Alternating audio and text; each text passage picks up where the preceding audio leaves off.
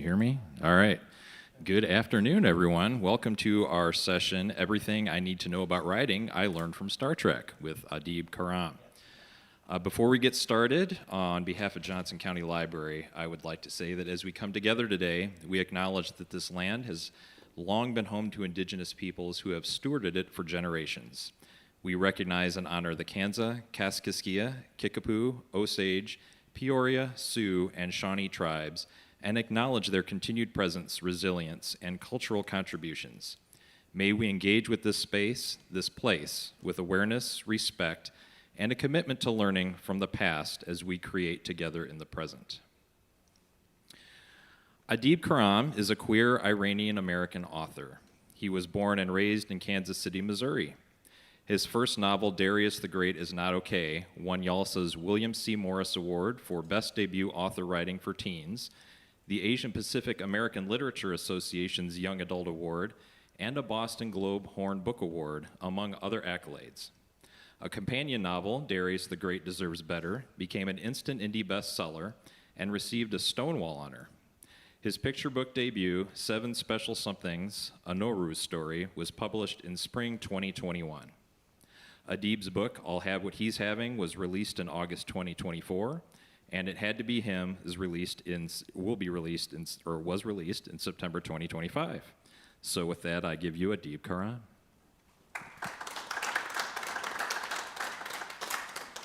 Hello, everyone. Thank you all so much for being here today. That bio makes me sound much more impressive than I really am, and what I really am is a Star Trek nerd, and have been since I was 8 years old when my second grade best friend introduced me to Star Trek: The Next Generation, and the world was never the same afterward. So I guess, has anyone here not ever seen a Star Trek before? Buckle up. Okay, well, so there might be some mild spoilers going on. So I apologize for that, but also the embargo is over.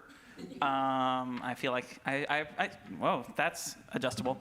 I stick pretty strictly to a 366-day spoiler embargo, and so it's just passed. Sorry, you just got to deal with it. This is empty. Boy, I drank that tea faster than Captain Picard drinks his tea Earl Grey hot. That's a Star Trek reference. There's going to be a lot more of these as we go on. So, what does Star Trek have to teach us about writing? Does anyone remember the first duty, an episode of Star Trek: The Next Generation? In this, Captain Picard says, the first duty of every Starfleet officer is to the truth, whether it's scientific truth or historical truth or personal truth. We're writers. Why are we writing? What is it that draws us to the work of writing? What can we offer? What do readers need and want and deserve from their books? The truth. We can offer them truth. We can offer them context and experience that maybe they haven't experienced before, whether we're writing for young people and we're offering them, gosh, it sounds self-indulgent to say, the wisdom that we've accumulated as adults for them, or whether we're offering a stranger an insight into our lives and the different ways that we have lived. We can offer people truth, and we can offer people hope. One of my favorite characters, of course, homosexual icon Garak. This is from The Wire, an episode of Star Trek Deep Space Nine. Dr. Bashir asks, of all the stories you told me, which ones were true and which ones weren't? And Garak says, my dear doctor, they're all true. And Dr. Bashir asks, even the lies? And Garak says, especially the lies. At the end of the day, our readers are smart. People who pick up books do so because they want to, unless they're perhaps in school and are being forced to do so by their teachers. We've all been there, and I'm still mad about A Separate Peace. Anyone who's heard me talk earlier today knows it's just not my favorite book. I think John Knowles should have made it gay the way that God intended. But, you know, hindsight is 20/20. But readers don't need us talking down to them. Most people who are book people read their books deeply. They love their books intensely. They'll pick your book apart, searching for all the crumbs of meaning, even if you didn't intend. So trust them, lie to them, because in the lies is contained truth. And mirror, mirror, yes, goateed Spock, a fashion icon. says, one man cannot summon the future. And Captain Kirk, the real Captain Kirk, says, but one man can change the present. Books have power. None of us should ever doubt that. Books can change hearts and minds, and they save lives, and they build empathy. That's powerful. Was anyone in our workshop, our panel discussion on inclusivity and exclusivity? I thought I saw some things. Yeah. We are summoning the future, and if we want, we can summon a more inclusive future. That's the power of books. But, people do get nervous about where power resides. One of the best episodes of Deep Space Nine, Far Beyond the Stars, Benny Russell, who's perhaps like the dream version of Captain Sisko, says, as a pulp sci-fi writer in the 1950s, you can pulp a story, but you cannot destroy an idea. Don't you understand? That's ancient knowledge. You cannot destroy an idea. That future, I created it, and it's real. As we're writing our stories, we are creating the future. But actually, you're also doing it in collaboration with others. As this is a reminder to me that outside forces cannot stop my stories, it's also a reminder to me that sometimes I need to listen to my allies, my editors, that no matter what you do to a story, it's still yours at the end of the day. And so if your editor really wants you to delete that scene, maybe you try deleting that scene. Maybe you put it back in later because your editor was wrong. My editors are almost never wrong, which is really, really annoying, because that means that I'm usually wrong, and I don't like that. At the end of the day, the idea is still there. You haven't destroyed it. You've only made it more powerful. Has anyone ever seen Star Trek II, The Wrath of Khan? Thank you. OK, I'm seeing some nods. James T. Kirk, again, I don't believe in the no-win scenario. Writing is a lonely profession, and writing and publishing really love to just kick you in the shins so that you fall over and then kick you in the spleen repeatedly until you throw up.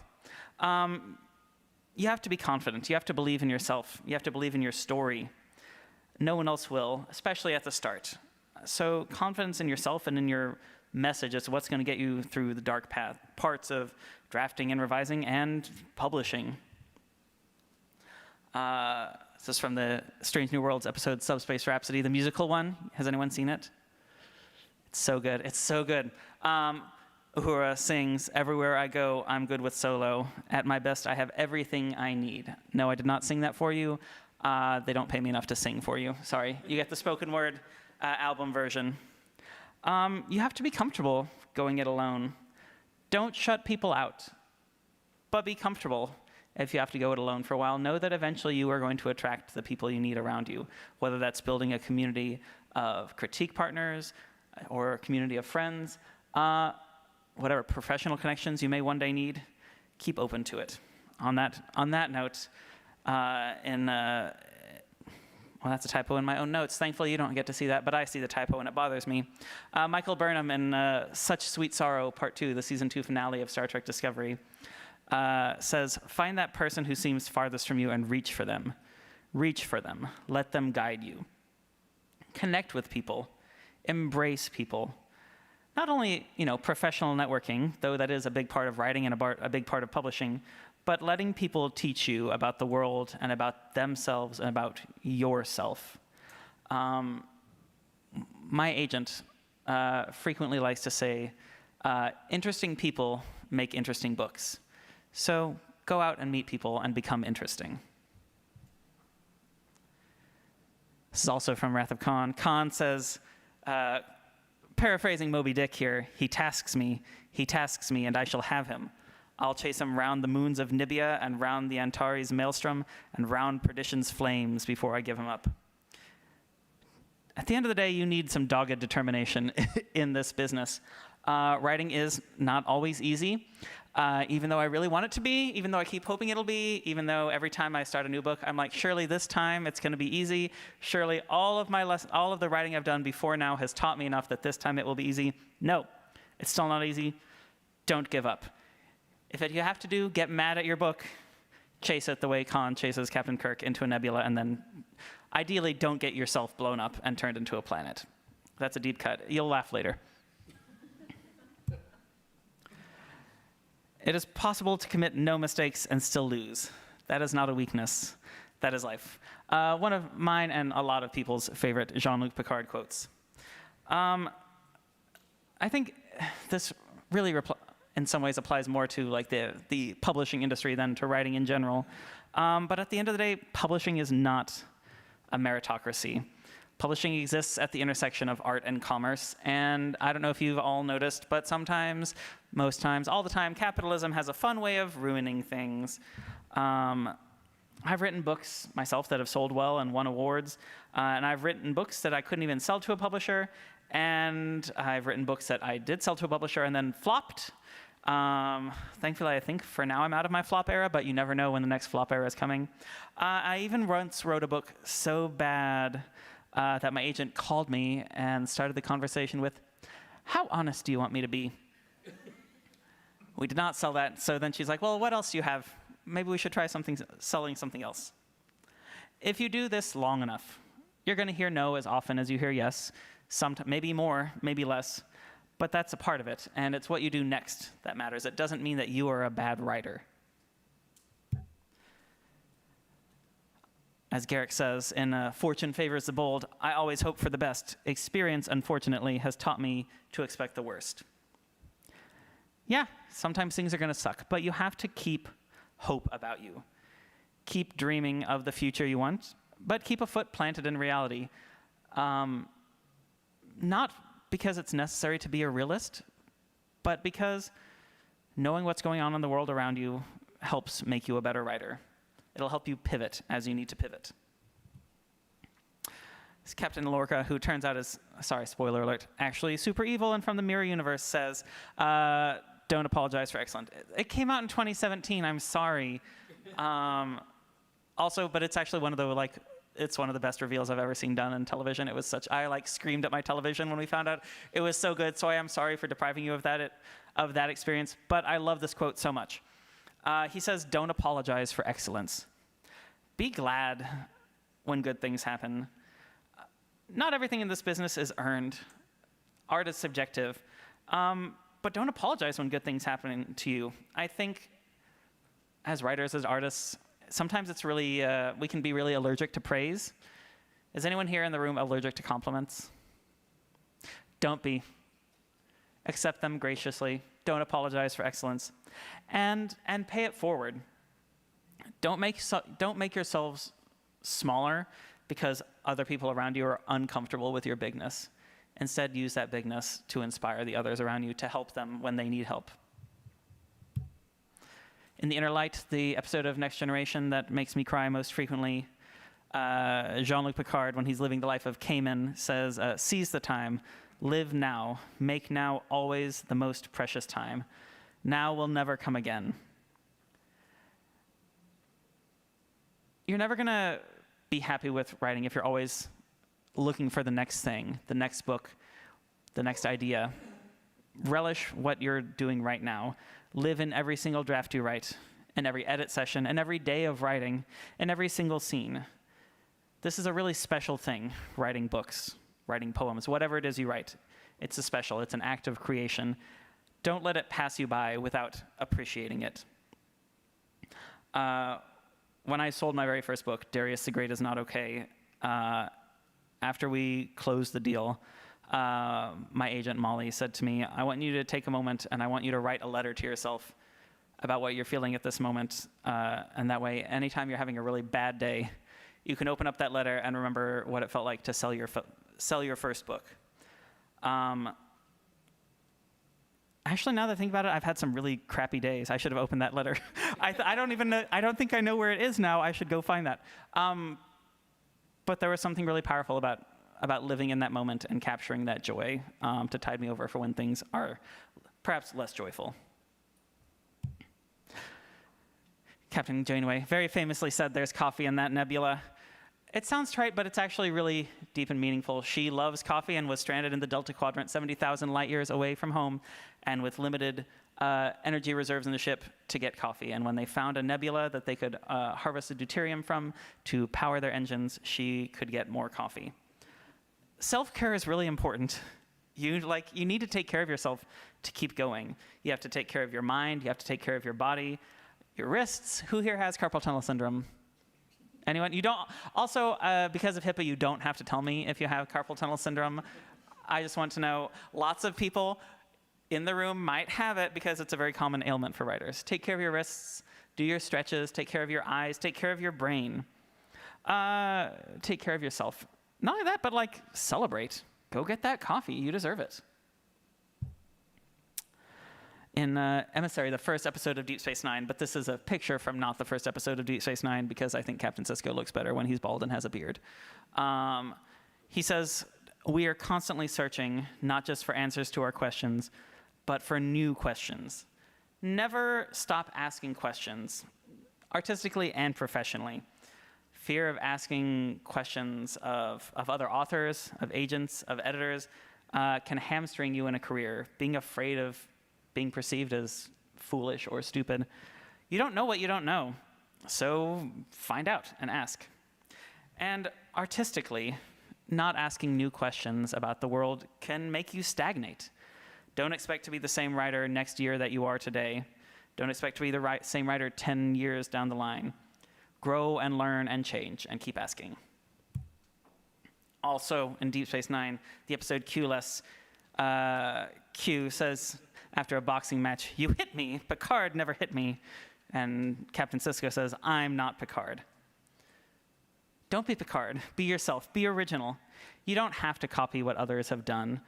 You can be in conversation with them. In fact, I think many of the best books are in conversation with the books that have come before.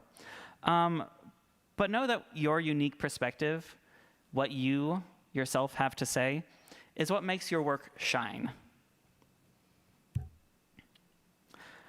In Star Trek IV, The Voyage Home, AKA the one with the whales, Scotty announces with great joy, "Admiral, there be whales here."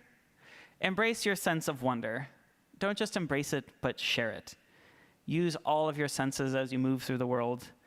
Take the time to appreciate every special moment when it comes, whether it's a beautiful sunset, a fine glass of wine. Oh my God, I love wine so much. I think I know what I'm doing tonight. Whether it's an evening with dear friends or family, or whether it's seeing two whales up close because you just beamed them on board your stolen Klingon bird of prey. Who hasn't done that? Also, as one does after you alter the timeline and invent transparent aluminum. Not really invent. How do we know he didn't invent it? God, I love that movie. Maybe I should watch that movie again tonight while I drink some wine.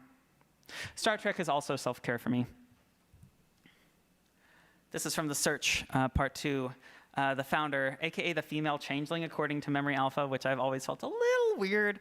I just feel like anytime you just say the word female, it sounds a little weird anymore. There's like an aura around that word that I don't think we had 10 years ago, but now like people look at you a little funny if you're like, it's the female changeling.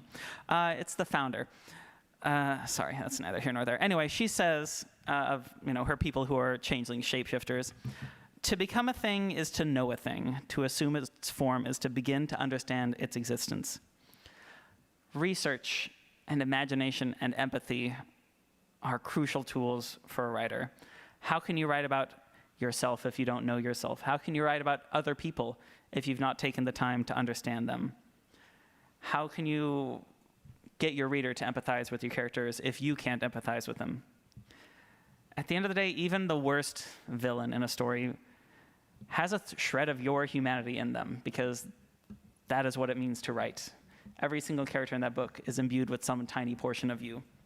Try to understand it, even your villains. That's what makes them so compelling. In Star Trek VI, The Undiscovered Country, Spock says, "Logic is the beginning of wisdom, not the end." Did I spell beginning wrong? No, I spelled it right. It just looks weird for some reason. I feel like there's a word for when you look at a word that you know is spelled right, but it still looks a little wrong. I can't think of the word. It's probably some sort of German compound noun, like Backpfeifen's Gesicht, which means a face in want of a slap.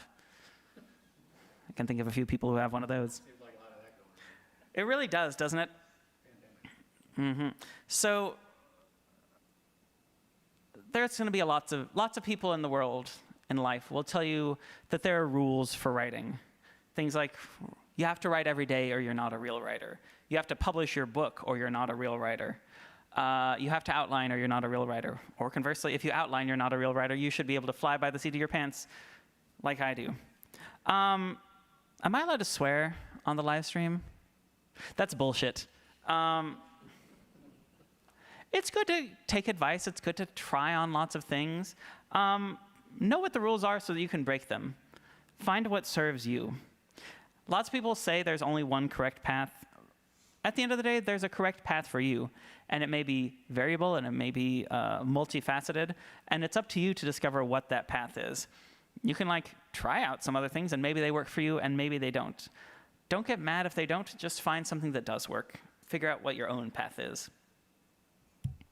In the Star Trek Lower Decks episode, Empathological Fallacies, Beckett Mariner, who I think Beckett captures something I myself have felt often in this life when she says, I wish I could roundhouse kick this situation in the face, but I can't.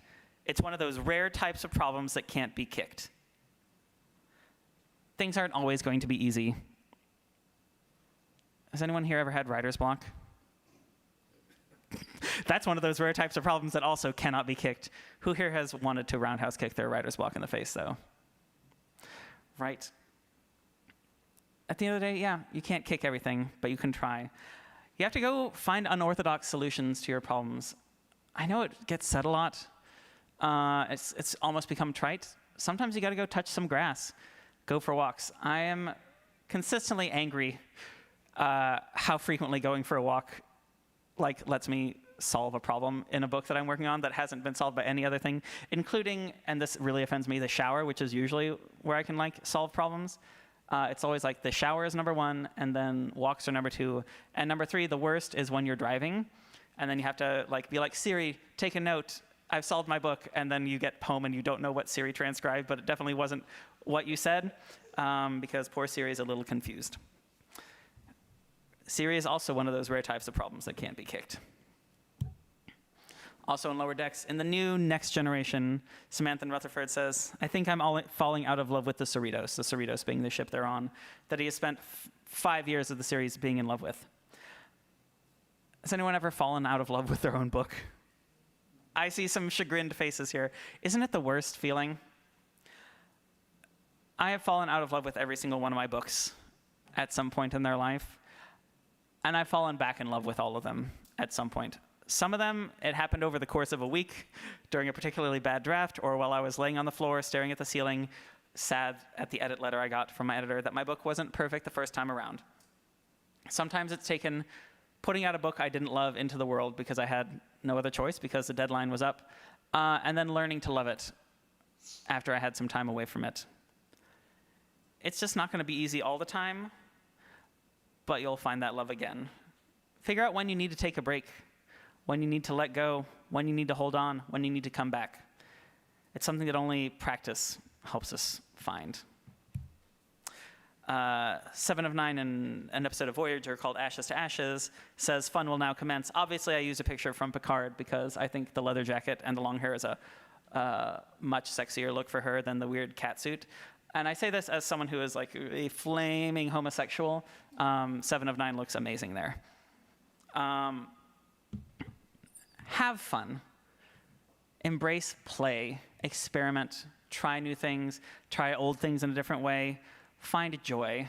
Writing is occasionally awful, occasionally stressful, but it's also, as I've said, an act of creation.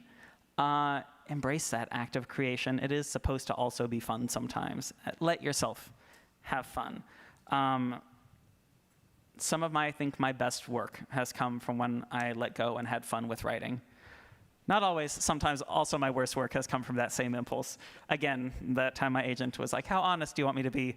I was having a lot of fun and watching Great British Bake Off in the background as I was writing, which is probably why no one in the book ever had any conflict whatsoever. Lesson learned. Oh, there's a new episode of that tonight on Netflix. So is anyone else going to go home and watch the Great British Bake Off? Thank you. Are you going to watch Star Trek IV: The Voyage Home right after? I would recommend it. That sounds like a great night to me. In The Drumhead, Picard quotes another admiral who says, With the first link, the chain is forged. The first speech censured, the first thought forbidden, the first freedom denied, chains us all irrevocably. I don't know if any of you saw my cute Authors Against Book Bans shirt. I'm on the national board of directors for it. We're a nonprofit and volunteer collective of about 5,000 authors fighting for the freedom to read in all 50 states and the District of Columbia. Now is not a super great time for the freedom to read. It's better in some places than others. We must resist it. We must fight for the freedom to read and the freedom to write, the freedom to create. One of the unfortunate side effects of book banning that people do not often talk about has been what's often called soft censorship or shadow banning, where to avoid getting books banned, libraries or schools just won't buy them in the first place to avoid trouble. And I think even more insidious, and I think what matters to all of us in this room on this topic, is self-censorship. When the fear of what people will say about your books or how they will react to your stories stops you from writing them authentically out of fear. It's really easy to stand up here and talk about fighting that fear, but we do have to fight it as often as we can and in every way that we can. Maybe it's not an all the time thing. We also all have to pay bills. We all have to take care of our families and ourselves. Every opportunity you have, though, to be your authentic self, to write your authentic stories, I encourage you to do it if you can. The world will be a better place for it. Also, I think in like 3 weeks, there's elections. Pay attention to your school board and library board candidates. Isn't it wonderful that we're all here for this conference that is free to all your attendees? That's because the Johnson County Library is well-funded and the board sees the value in programming like this. There's libraries across the country where the library board is full of people who hate libraries, and they don't get to have cool things like this. So pay attention to those elections. Q, the trickster, says, "See you out there." There are worlds for all of you to discover in your imagination. Go seek them out, and I will see you all out there. Thank you.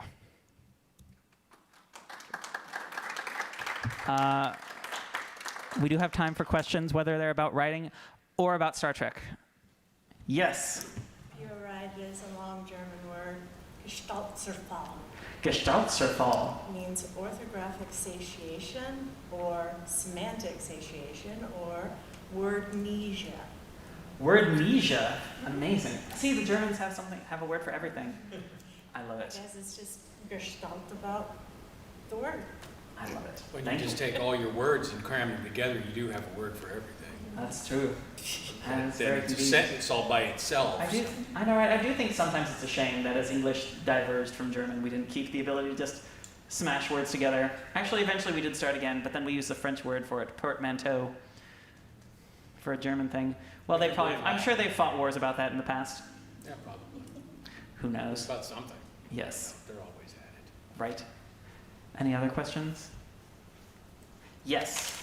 What's one of your favorite Star Trek stories and why? One of my favorite Star Trek stories? Oh my gosh, that's so much pressure.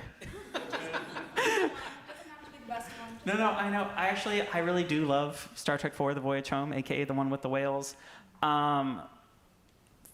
There's something I think immensely funny. Like, it's a great fish out of water story of all these people from the post-scarcity future suddenly thrust into the 1980s. One of whom has a very thick Russian accent and is going around asking about nuclear vessels on the streets of San Francisco. But I think there's something really powerful about the notion that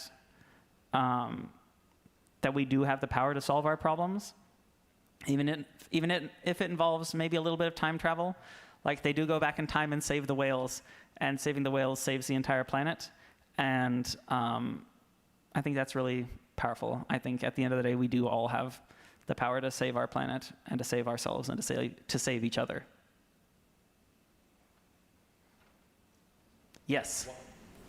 Sorry, in the back first, and then we'll come back to you. So I was just curious if there are any sort of writing craft lessons you have taken away from all the Star Trek that you've written or watched. Ooh. Yeah, I think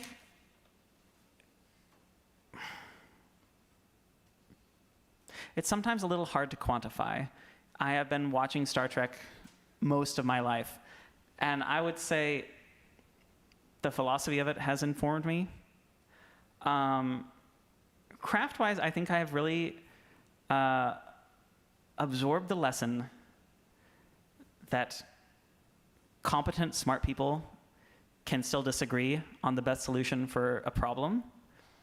And there's great possibility for drama there that doesn't require a villain. A lot of my stories, a lot of my books don't have antagonists in the traditional sense. They simply have people with differences of opinion, and they have to figure out how to resolve them. And I think that's something I learned directly from Star Trek. Yes. Oh, well, it was just, there's a lot of affection for even some of the more villainous characters that I've noticed in a lot of Star Trek writing, especially how they developed Garrick through DS9. Oh my gosh. He's hilarious. Garrick is amazing. Yes, I do have a beautiful Friend of Garrick sticker on my laptop in case you haven't seen it. Let us haggle. Any other questions? Yes. Obviously, Star Trek is set in a very scientific world, but also a very emotional, real world. And personally, I'm having problems with cerebral versus visceral or emotional, and trying to find that bridge. Do you have any suggestions, or do you know what I'm talking about? Are you talking about, like, in the act of writing, deciding when to be cerebral versus when to be visceral? In the concept, I get very cerebral. When I'm writing, it becomes very real. But I feel like I'm having maybe a difficulty jumping from. I would say maybe that's your style. I think there's sometimes a tendency to imagine that there's a specific way a story is supposed to come out, or like that you as a writer are supposed to write. I dare you to instead embrace it. Let it be as cerebral as it needs to be. Maybe you need to write what happens first, and then go back and add how people feel about it.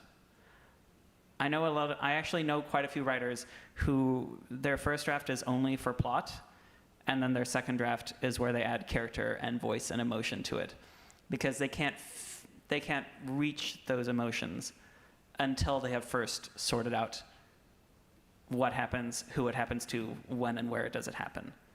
That's just the way that their brain works, and they've had to learn to embrace it and make it work for them. Thank you. You're welcome. I hope that helps.